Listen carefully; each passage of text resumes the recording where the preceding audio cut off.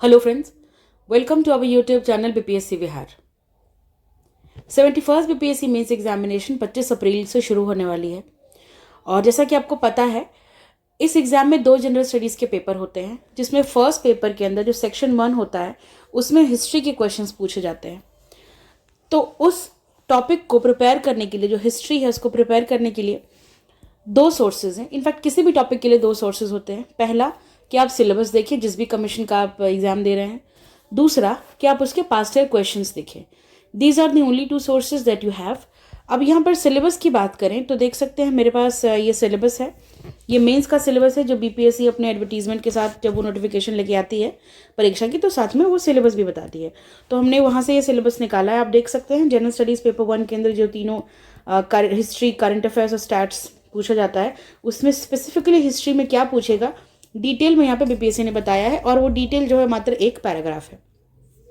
पहले तो हम ये देखेंगे कि बीपीएससी के हिसाब से क्या टॉपिक्स हैं, और फिर हमने पास्ट ईयर जो क्वेश्चंस है पिछले 10 साल के, यानी कि जो 60-62 सेकेंड बीपीएससी है उससे लेकर के 70th बीपीएससी मेंस तक जितने भी क्वेश्चंस पूछे हैं बीपीएससी ने, उसके बेसिस पर आज हम टॉपिक्स को लिस्ट करने वाले हैं। वो टॉपिक्स जो कि मोस्ट इंपॉर्टेंट है, जिनके ऊपर आपके आंसर्स तैयार होने ही होने चाहिए। तो सबसे पहले हम सिलेबस देखते थे कि सिलेबस के हिसाब से आपको कौन से टॉपिक्स पढ़ने हैं। In paper 1, modern history of India and Indian culture will cover broad history of the country with special reference to Bihar. मतलब बिहार के रेफरेंस से आपको प्रिपेयर करना है, आप जो भी मॉडर्न हिस्ट्री का प्रिपरेशन कर रहे होंगे। ठीक है, आपको 1-2 पैराग्राफ या 1-2 पेज डिपेंडिंग के शॉर्ट आंसर प्रिपेयर कर रहे हैं कि लॉन्ग आंसर प्रिपेयर करने हैं, आपको एग्जाम के अंदर जो है वो लिखना है विथ रेफरेंस टू बिहार। तो आपके नोट्स भी तैयार होने चाहिए हर टॉपिक पे with reference to Bihar. Then from about middle of the 19th century, जो हिस्ट्री है वो middle of the 19th century यानी कि 1850s के बाद से आपको पढ़ना है, उसके पहले का नहीं पूछेंगे वो। ठीक है, 1850 के बाद से। The modern history of Bihar will include the questions on introduction and expansion of western education including technical education. तो बिहार के अंदर जो भी वेस्टर्न एजुकेशन का एक्सपेंशन है वो topic. It will also have questions on Bihar's role in freedom struggle of India. तो India की स्ट्रगल में, फ्रीडम स्ट्रगल में बिहार का क्या रोल रहा था, सारे के सारे लीडर्स एंड जो भी इवेंट्स और मूवमेंट्स थे उनका बिहार पर्सपेक्टिव से प्रेपरेशन होगा। Then question will relate to Santhal uprising, ये ट्राइबल वाला सेक्शन। 1857 इन बिहार, जो फर्स्ट रिवोल्ट था, 57 की क्रांति। तो बिहार के अंदर वो क्रांति कैसी थी और बिहार का क्या रोल था ओवरऑल उस क्रांति के अंदर, आपको दोनों ये प्रिपेयर करना है। फिर बिरसा मुंडा का मूवमेंट, बिरसा मूवमेंट ट्राइबल से अगेन। चंपारण सत्याग्रह, गांधी जी का important first movement in India. Then quit India movement 1942, ये सारे टॉपिक्स प्रिपेयर करने हैं। A knowledge of chief features of modern Pala art, Patna Kalam painting will be expected from the examinees. It would also include questions on Gandhi ji, Nehru and Tagore. ठीक है, तो syllabus के हिसाब से ये टॉपिक्स प्रिपेयर करने हैं। I don't think this is enough for you to identify कि ठीक है, अगर मुझे 19th सेंचुरी के बाद से मॉडर्न इंडियन हिस्ट्री पढ़नी तो उसमें क्या क्या पढ़ना है। वो अगर आपको बेटर माइक्रो लिस्टिंग जैसी चीज़ अगर आपको चाहिए, या बेटर आपको थीम्स आइडेंटिफाई करने हैं, बेटर टॉपिक्स आइडेंटिफाई करने हैं, तो past year question are the best. अब आप खुद अगर बैठेंगे करने के लिए हर क्वेश्चन को, तो it will take a lot of time. So we have done the job easy for you. Here you can see we have the topics listed, और उस बेसिस पे कि रिपीटिशन कितना किसका है। जो टॉपिक्स की फ्रीक्वेंसी सबसे ज़्यादा है पिछले 10 साल में, देखिए 7 बार जो टॉपिक आया उसको हमने टॉप पे रखा है। ठीक है, और ये घटते क्रम में है, जो क्वेश्चन 2 बार 1 बार आया उसको हमने सबसे लीस्ट उसको इंपॉर्टेंस देकर के लास्ट में रखा है। तो यहाँ पे इंपॉर्टेंस के बेसिस पे टॉपिक्स लिस्टेड हैं, और वो लास्ट 10 सालों में कितनी बार रिपीट हुए हैं वो भी मैंशनड है। वो स्पेसिफिक जो थीम है वो कितनी बार पूछा गया है, आपको वो यहाँ पे मेंशन मिल जाएगा। ठीक है, तो चलिए बिना किसी देरी के शुरू करते हैं। आप टॉपिक्स यहाँ पे आइडेंटिफाई करें, हमारे साथ साथ आप लिख सकते हैं, चाहे तो आप स्क्रीनशॉट भी ले सकते हैं। चलिए शुरू करते हैं। तो पहला टॉपिक है चंपारण सत्याग्रह। ये 7 बार पूछा जा चुका है पिछले 10 साल में, और आप देख सकते हैं मूवमेंट क्या था, इसके अलावा causes, impact on the freedom struggle, ऐसे करके क्वेश्चन आया था कि क्या इम्पैक्ट था on the overall freedom struggle, and method कौन सा यूज किया गया था। These are the 3 dimensions that have been asked repeatedly again and again। 7 बार में इन्हीं तीनों पहलुओं पे बात की गई है। ठीक है, आपको और डिमेंशन समझ में आते हैं, यू प्रिपेयर, आप एक डी ई और डिमेंशन अपने खुद के ऐड करके नोट्स बना लो। क्या पता आगे जा करके दे में आस्क समथिंग डिफरेंट, अगर आप विजुअलाइज कर पा रहे हैं तो। नहीं तो मिनिमम इसको तैयार कर लो, ट्विस्ट एंड टर्न करके आप ये है ही क्या किसी मूवमेंट के अंदर, क्यों हुआ था, क्या तरीका था, रिजल्ट क्या हुआ, 3 ही 4 एस्पेक्ट्स बनते हैं। प्रिपेयर कर लीजिए अच्छा सा 1-2 इसके अंदर इंट्रो बढ़िया से बना लीजिएगा। अगर आपको किसी हिस्टोरियन और थिंकर के कोट्स मिल जाए तो बढ़िया, otherwise just keep it simple and straight. कुछ लोग नॉवेल्स को कोट कर देते हैं जिसमें कि किसानों की बात हो, तो आप वहाँ से ड्रॉ करके लेके आ सकते हो। It is up to you, ठीक है। आप उस टाइम का सिनेरियो शो कर सकते हैं कि क्या रहे होंगे situations that people had to resort to this satyagraha and all. तो you have to make a beautiful introduction and beautiful conclusion, because ये बहुत बार पूछा जा चुका है, इसलिए आपका आंसर जो है बहुत इम्पैक्टफुल बनना चाहिए, ठीक है। मोनोटोनस नहीं लगना चाहिए और सबके जैसा कॉमन नहीं लगना चाहिए। तो ये डायमेंशंस आपको करने हैं, ये बैर मिनिमम है। And now intro and conclusion that you have to work upon, थोड़ा सा खुद का दिमाग लगा करके। नहीं होता तो जस्ट लर्न एंड वहाँ पे रिप्रोड्यूस कर दो, क्योंकि लर्न तो सब कर लेते हैं 75 quotes and all, but they are not able to reproduce in the paper. तो बात बराबर है, you need to learn all the dimensions you prepared and you have to write it and that's it. अपना answer तैयार करो, रटो और लिखो। यही तरीका है एग्जाम निकालने का, मेंस निकालने का, and this no other way out. दूसरा टॉपिक आप देख सकते हैं, गांधी जी पर्सनालिटी से 5 बार पूछे जा चुके हैं। ऑफ कोर्स अगर हम जब 12 सत्याग्रह देखें तो वो भी गांधी जी का मूवमेंट है, तो गांधी जी तो इतने बड़े थीम है कि हम बात ही क्या करें इनकी रेपिटेशन की। So he has been asked in every paper, ठीक है। पर अगर हम स्पेसिफिकली इनके ऊपर शॉर्ट नोट या लॉन्ग क्वेश्चन की बात करें तो ये 4 डायमेंशंस पूछे हैं। Views on caste and religion, Gandhi ji के क्या व्यूज थे, सोशो कल्चरल थॉट्स क्या थे उनके, emergence as national leader, constructive work of Gandhi ji को असेस करना, 70 बीपीएससी में पूछा गया था, ठीक है, लेटेस्ट वाला है। तो आपका ये 4 डायमेंशन गांधी जी के ऊपर तैयार होना चाहिए, 2-2 पेज के नोट्स तैयार होने चाहिए। नोट्स में मेरा मतलब है कि कीवर्ड्स होंगे आपके नोट्स के अंदर, पॉइंटर्स होंगे आपके नोट्स के अंदर, वैसा जैसा आप पेपर में लिखेंगे वो नहीं, उससे भी छोटे छोटे कीवर्ड्स होंगे। तो 2 पेज का नोट्स आप तैयार करेंगे तो आप एग्जाम में जा करके 4 पेज वहाँ पे भर पाओगे, ठीक है। हर टॉपिक पे you have to research and prepare notes. अगला टॉपिक है डेवलपमेंट ऑफ मॉडर्न एजुकेशन। एक ये क्वेश्चन पूछा गया है, और मॉडर्न एजुकेशन से related technical education in Bihar under British rule 1857 से लेकर के 1947 के बीच में क्या रहा था टेक्निकल एजुकेशन का डेवलपमेंट, मॉडर्न एजुकेशन और टेक्निकल, ये 5 बार पूछा गया है। अगला थीम है पटना कलाम पेंटिंग, ये 4 बार पूछा जा चुका है। संथाल अपराइजिंग, ट्राइबल मूवमेंट्स में सबसे ज़्यादा पूछे जाने वाला संथाल अपराइजिंग है। बिरसा मूवमेंट पे भी क्वेश्चन आते हैं, ठीक है। एक बार कलेक्टिवली सारी ट्राइबल रिवॉल्ट से पूछ लिया था, लेकिन सबसे ज़्यादा रिपीट होता है संथाल अपराइजिंग। आप देख सकते हैं इस पर शॉर्ट नोट आ जाएगा, लॉन्ग आंसर आ जाएगा। 70th में पूछा हुआ था इसको, ठीक है, ये भी पूछा हुआ था। तो कुछ टॉपिक्स हैं, this is also been asked in 70th, this also has been asked and this also has been asked in 70th, this has been asked also. Short notes और लॉन्ग फॉर्मेट्स मिक्स करके बता रही हूँ मैं।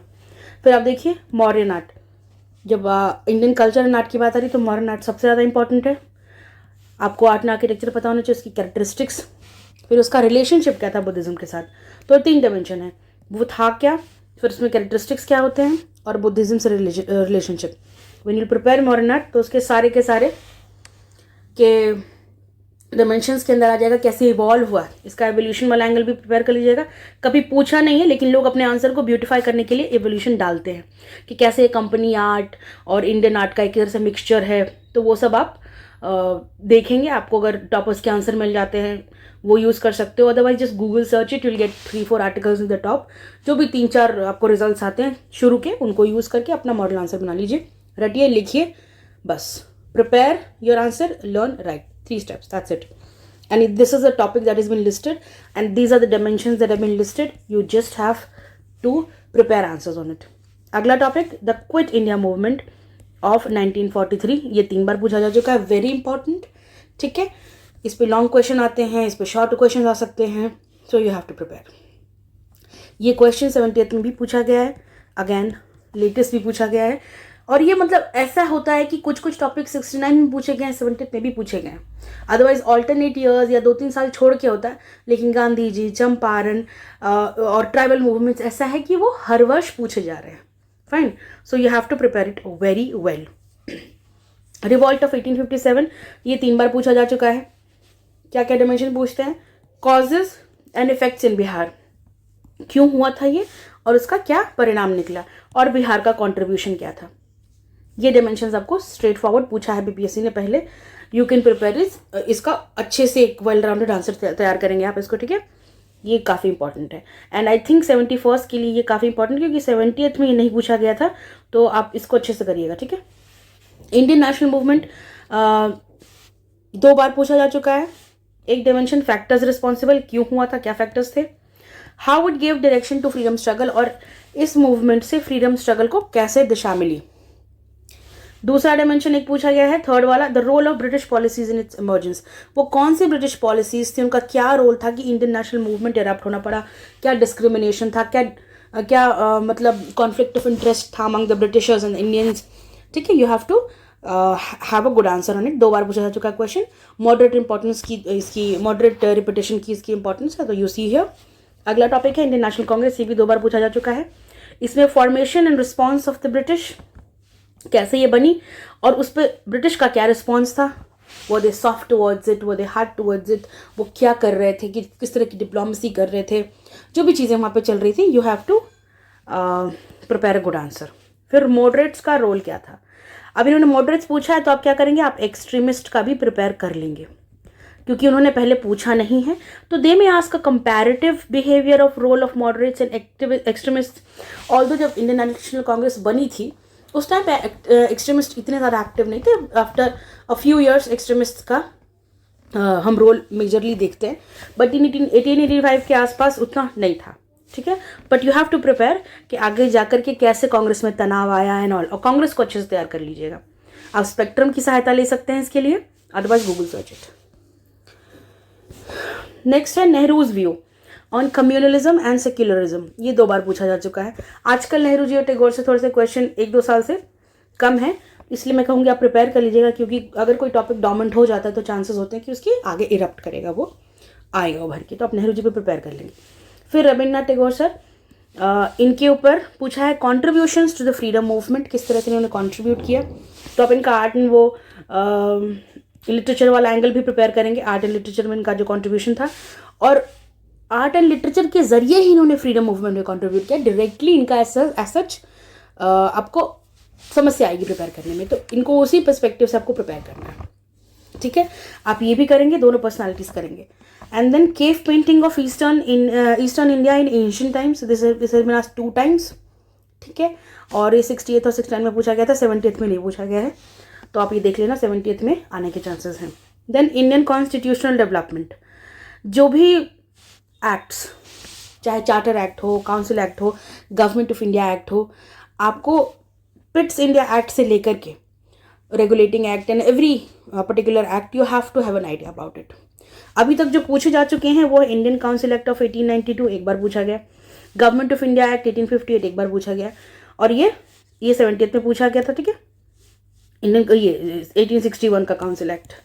तो इसके अंदर बस एक शॉर्ट नोट, इसको शॉर्ट नोट फॉर्मेट में ही तैयार करेगा, क्योंकि इसमें लॉन्ग आंसर बनाने के बहुत मुश्किल चांसेस, इतना तो है ही नहीं कंटेंट इसमें। तो आप जितने भी चार्टर एक्ट्स हैं, जितने भी काउंसिल एक्ट्स और गवर्नमेंट ऑफ इंडिया एक्ट्स हैं, इनको स्पेक्ट्रम से पढ़ लेंगे, हो सके तो आप नोट्स बना लेंगे, रट लेंगे, लिख लेंगे, समझ रहे हैं। 3 पूछे जा चुके हैं and they have see, government of India act भी पूछ चुके हैं, काउंसिल एक्ट भी पूछ चुके हैं, तो चार्टर एक्ट भी पढ़ लेना, क्या पता इनका मन उधर की तरफ चल जाए, ठीक है। स्पेक्ट्रम के अंदर ये चैप्टर है, इसी नाम से है, कॉन्स्टिट्यूशनल डेवलपमेंट इन इंडिया, खोलना, बढ़िया से पढ़ लेना इसको, फाइन, और नोट्स बना लेना मन चाहे तो, otherwise is learn and right. इस तरह से ना आप हब एंड स्पोक डायग्राम बना सकते हो, एक्ट का नाम लिखो और उसके डायमेंशंस ऐसे लिखो, एक पेज पे एक टॉपिक को, 2 टॉपिक को प्रिपेयर कर लो, ठीक है, इतना काफ़ी है इसके लिए। आगे देखते हैं नॉन रिपीटेड टॉपिक्स कौन से, मतलब अभी तक हमने वो टॉपिक्स देखे जो कि बार बार पूछ चुकी है BPSC, but there are certain topics जो एक ही बार पूछे गए हैं, लेकिन ये रिपीट भी हो सकते हैं। जो टॉपिक्स अभी तक 2 बार आए हैं वो तो पिछले साल तक या 69 तक तो एक बार आए ही होंगे, दे हैव बीन रिपीटेड, तो आपको वो वाले भी प्रिपेयर करने जो अभी तक एक बार आए हैं, they have a chance of appearing again. Indigo revolt 1859, ठीक है, ये शॉर्ट नोट में पूछा गया है, तो आप इसका लॉन्ग प्रिपेयर कर लीजिए, चांसेस कि वो आए। Evolution of Indian nationalism since the late 19th century, ये भी आप प्रिपेयर कर लीजिए। ऑल्दो नेशनलिज्म पे क्वेश्चन लॉन्ग फॉर्मेट में पूछा जा चुका है, बट दिस काइंड से एवोल्यूशन के फॉर्म में पूछा गया, एक ही बार है, तो आप एवोल्यूशन वाला एंगल भी इंडियन नेशनलिज्म का प्रिपेयर करके रखेंगे। ठीक है, लेट 19th सेंचुरी मतलब 1850 के बाद से कैसे शुरू हुआ। इनफैक्ट 1880s वाला रेंज आपको 50s के बाद से 50 से लेकर के प्रिपेयर करना है। 2 पेज का आंसर प्रिपेयर कर लेना ताकि एग्जाम के टाइम पे 3-4 पेज रिप्रोड्यूस कर सको। कीवर्ड्स में बोल रही हूँ, जब मैं बोल रही हूँ 2 पेज, इट डजंट मीन कि आप वहाँ जाके ब्लैंक हो जाएंगे। अगर आप ऐसे इंसान हैं जिनको पूरा का पूरा आंसर रिमेंबर करने में दिक्कत नहीं होती, आप you write a 5 pages answer and memorise it.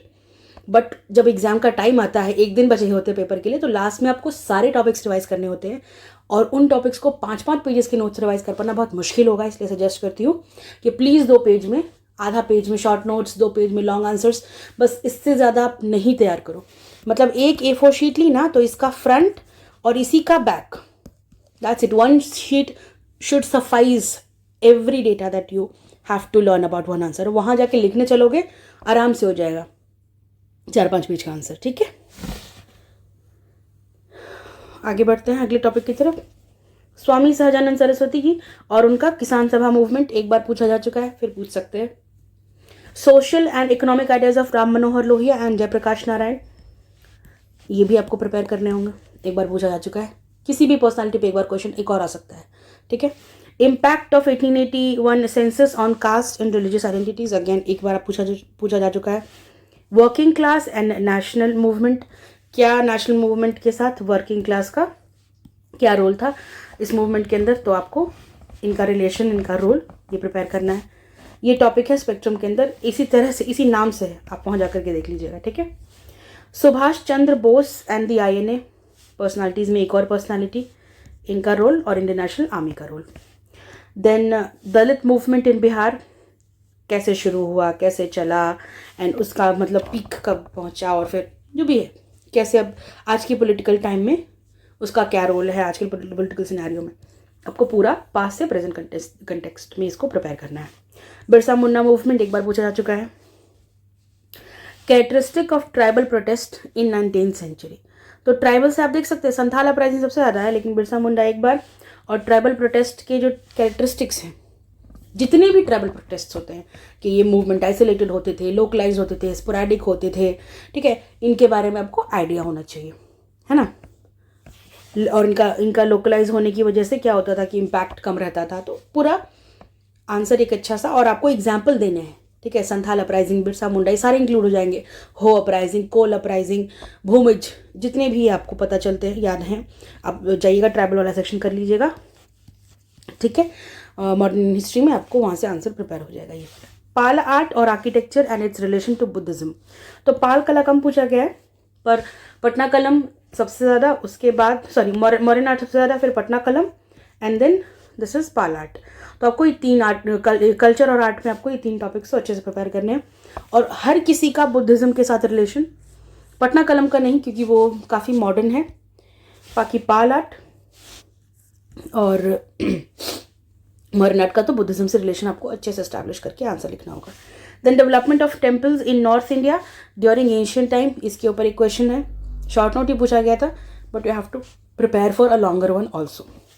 Then Bihar as centre of learning and spirituality in ancient times, Bihar कैसे प्राचीन काल में लर्निंग और स्पिरिचुअलिटी का सेंटर था। ये अगेन आप डेवलपमेंट ऑफ एजुकेशन से ले सकते हैं, लेकिन ये एंशिएंट कंटेक्स्ट में है, तो आपको वहाँ पे बात करनी है the famous Nalanda university and the Vikramshila university, उसके कंटेक्स्ट में जाकर के। ठीक है, अब हम देखते हैं थीम वाइज। अगर आप ऐसे पर्सन हैं जो इंस्टेड ऑफ रिपीटेड टॉपिक्स अपने क्वेश्चंस, अपने आंसर को जो है थीम वाइज प्रिपेयर करना चाहते हैं, कि अगर हम बैठेंगे तो एक तरह के क्वेश्चंस एक बार कर लेंगे, पर्सनालिटीज़ को एक बार प्रिपेयर कर लेंगे, बिहार रिलेटेड क्वेश्चन को एक बार प्रिपेयर कर लेंगे, तो आप वैसे भी अप्रोच देख सकते हो। मैंने बस यहाँ पे इसको क्लासीफाई किया हुआ, you can see here, I just tell you, आप इसका स्क्रीनशॉट ले सकते हो और write also, you can write the topics. आप पेज लेंगे और पेज के टॉप में इस टॉपिक का नाम लिखेंगे और जो भी डायमेंशंस मैंने ऊपर लिस्ट किए उन डायमेंशंस को, उनके ऊपर आंसर्स अपने तैयार करेंगे।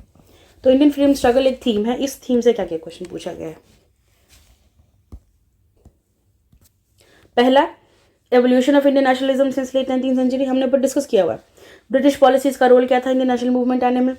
फिर चंपारण इंडिगो मूवमेंट और उसका इम्पैक्ट क्या है फ्रीडम स्ट्रगल के अंदर, 5 बार चंपारण वाला, और अलग अलग एंगल से है, तो टोटल तो 7 बार है, लेकिन सिर्फ रोल ऑफ फ्रीडम स्ट्रगल वाला एंगल से 5 बार पूछा गया है। देन सेंसस और इफेक्ट्स, सेंसस और इसका इफेक्ट क्या है, सॉरी कॉजेज है, थोड़ा ये गलती होगी, causes and effects of revolt of 1857। इसकी क्रांति का कॉज क्या था, रिवॉल्ट, कंट्रीब्यूशन क्या था बिहार का, 57 की क्रांति हो गई। ठीक है, उसके बाद formation of Indian National Congress and the British policies towards early nationalist, INC से रिलेटेड क्वेश्चन हो गया। फिर आपको क्विट इंडिया मूवमेंट प्रिपेयर करना है, मतलब फ्रीडम स्ट्रगल जब थीम प्रिपेयर करोगे, स्पेक्ट्रम में फ्रीडम स्ट्रगल वाला सेक्शन खोल के बैठेंगे तो इन डायमेंशंस को सर्च करना है, इन पे नोट्स तैयार करना है, तो आप थीम वाइज प्रिपेयर कर सकते हो। ठीक है, आईएनसी हो गया, क्विट इंडिया मूवमेंट हो गया, मॉडरेट फेज का कंट्रीब्यूशन, साथ में एक्सट्रीमिस्ट भी कर लेना। ठीक है, इम्पैक्ट क्या था 1881 के सेंसस का, आपको ये भी प्रिपेयर करना पड़ेगा।